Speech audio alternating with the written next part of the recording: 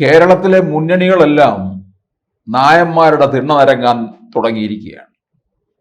സുകുമാരൻ നായർ പിണറായി വിജയന് വലിയ പിന്തുണ നൽകി എന്നുള്ളതൊക്കെ കേട്ടറിഞ്ഞ് ഇപ്പോൾ കോൺഗ്രസ്സുകാർക്കും ഇരിക്കപ്പുറതിയില്ല ഇരിക്കുകയാണ്.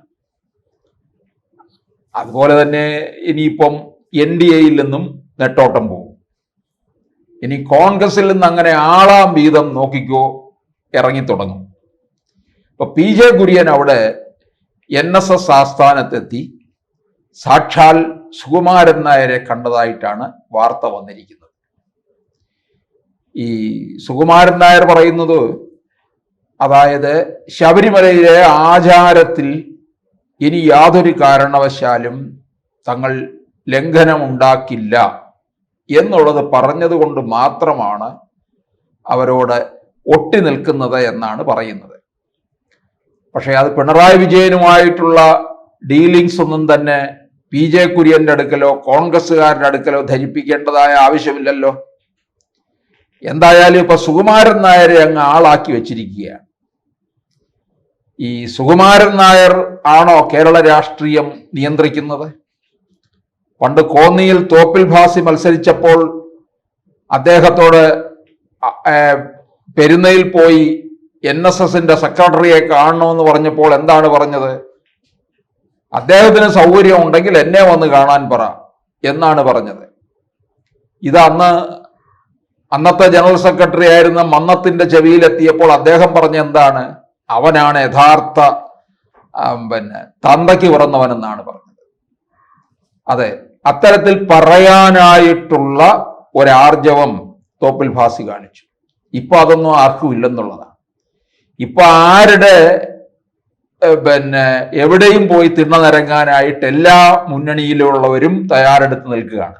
എങ്ങനെ നിരങ്ങണം എന്ന് മാത്രം പറഞ്ഞാൽ മതി. ഇനിയിപ്പോ PJ കുര്യൻ അങ്ങോട്ടേക്ക് പോയി എന്ന് പറയുന്നുണ്ട്.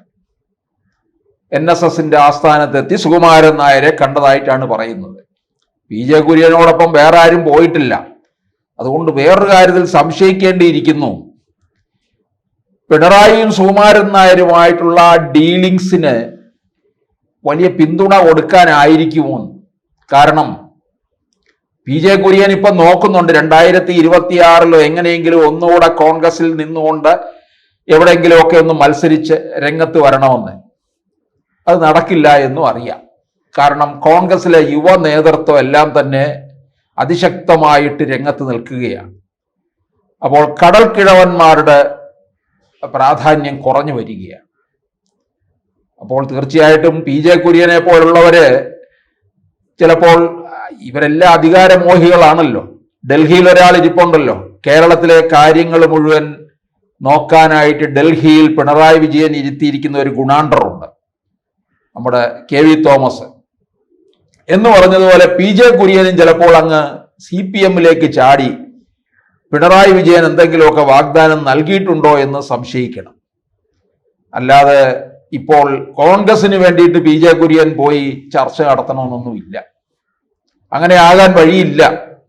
PJ കുര്യൻ പോയത് CPMുമായിട്ടുള്ള ബന്ധത്തിന്റെ ആ ദൃഢത മനസ്സിലാക്കുന്നതിനും തനിക്കും അങ്ങോട്ടേക്ക്, അതായത് പിണറായിയുടെ അടുത്തേക്ക് ചാടിയാൽ കൊള്ളാമെന്നുള്ള രീതിയിൽ തന്നെയുള്ള നീക്കം തന്നെയാണ്.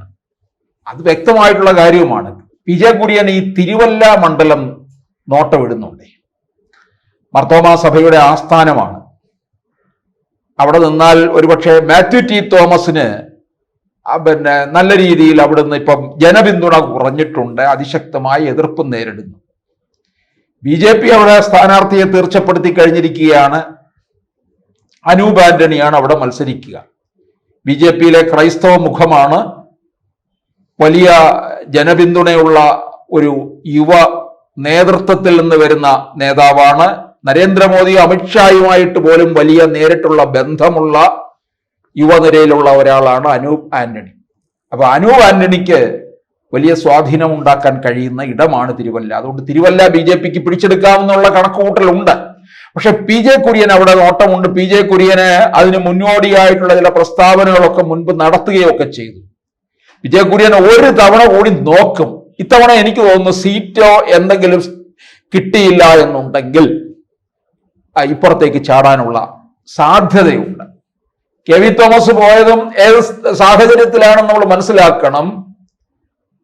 തനിക്ക് വീണ്ടും അവസരമില്ല എന്ന് ബോധ്യപ്പെട്ടപ്പോഴാണ് കെ വി തോമസ് മറുകണ്ഠം ചാടിയത്. അതുപോലെ പി ജെ കുര്യനും അങ്ങോട്ടേക്ക് ചാടാനുള്ള സാധ്യത വളരെ കൂടുതലാണ്. അതിന്റെ ഒരു മുന്നോടിയായിട്ട് തന്നെ വേണം നമുക്കിതിനെ കാണേണ്ടത്. ഇപ്പൊ പിണറായി വിജയനുമായിട്ട് ഏത് തരത്തിലുള്ള ബന്ധമാണ് എന്നുള്ളതൊക്കെ മനസ്സിലാക്കുന്നതിന് വേണ്ടി തന്നെയാണ് പോയത്. കോൺഗ്രസിന് അത് പ്രതികൂലമാക്കുമോ എന്നൊക്കെ അറിയണം. പി ജെ കുര്യൻ കാര്യങ്ങളെല്ലാം ഇങ്ങനെ ഒബ്സർവ് ചെയ്യുകയാണ്. എന്നിട്ട് കോൺഗ്രസിനകത്ത് സ്ഥാനം കിട്ടുന്നില്ല എന്നുണ്ടെങ്കിൽ അപ്പുറത്തേക്ക് ചാടുക എന്നുള്ളതാണ്. കോൺഗ്രസിൽ സ്ഥാനം കിട്ടാൻ പോകുന്നില്ല, അത് ഉറപ്പായ കാര്യമാണ്. കാരണം യുവ നേതൃത്വ നിരയിൽ നിന്ന് തന്നെ ഒരു വമ്പൻ പടയെ ഇങ്ങോട്ടേക്ക് ആനയിക്കാനായിട്ട് കോൺഗ്രസിൽ നിന്ന് തയ്യാറെടുത്ത് നിൽക്കുകയാണ്. വി ഡി സതീശൻ അതിന് അങ്ങേയറ്റം പ്രോത്സാഹിപ്പിക്കുകയും ചെയ്യുന്നുണ്ട്.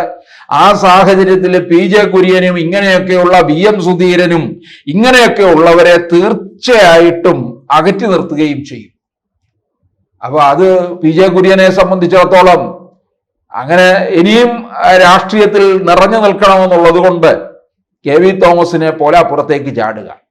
പിണറായി വിജയൻ മൂന്നാം ഊഴം വന്നു കഴിയുമ്പോൾ ഏതെങ്കിലും തരത്തിലുള്ള കെ വി തോമസിന് കിട്ടിയ മാതിരിയുള്ള സ്ഥാനമാനങ്ങൾ പി ജെ കുര്യനും കിട്ടിക്കൂടായികയില്ലല്ലോ.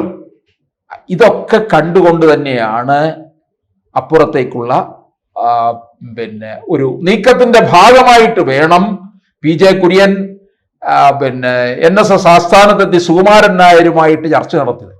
സുകുമാരൻ നായർ പറയുന്നു, ഞങ്ങൾ അങ്ങനെ അത് സമദൂരത്തിൽ തന്നെയാണ് ഞങ്ങൾ നിൽക്കുന്നത്. പിണറായി വിജയൻ എടുത്ത ഒരു തീരുമാനത്തെ ഞങ്ങൾ സ്വാഗതം ചെയ്തു എന്നൊക്കെയാണ് പറയുന്നത്. സുകുമാരൻ നായരല്ലേ, നമുക്കങ്ങനെ പൂർണ്ണമായിട്ടും അത് വിശ്വസിക്കാനും പ്രയാസമുണ്ട്. കാരണം സുകുമാരൻ നായർ ഇതുപോലെ CPM-ഉം പിണറായി വിജയനുമായിട്ടൊരു വലിയ ഡീൽ നടത്തിയിട്ടിരിക്കുകയാണ്.